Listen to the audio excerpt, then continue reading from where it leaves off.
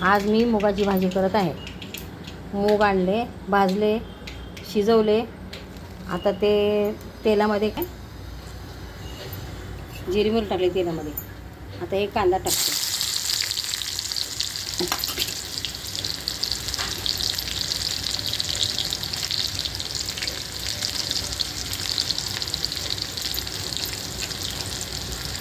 कांदा थोडा लालसर झाला की मग शिजलेले मूग टाकायचे. हे बघा इथे शिजलेले मूग हे शिजलेत, भाजून शिजलेत. आता हे टाकायचे तेलात. कांदा लाल झाला की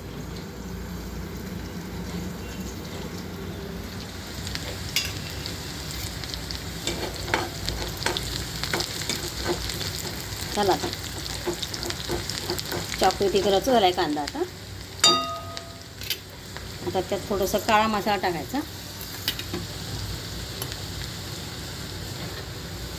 हिरवी मिरची पण टाकतात आणि काळा मसाला पण टाकतात. मी काळा मसाला टाकते आता.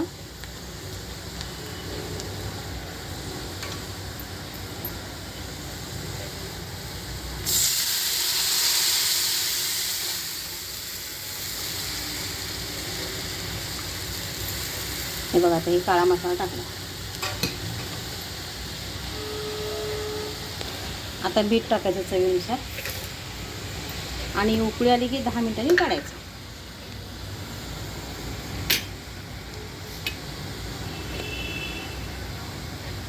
हे मीठ ते टाकत आहे.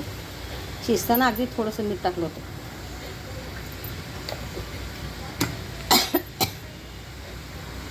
तर ही अशी आता मुगाची भाजी तयार झालेली आहे.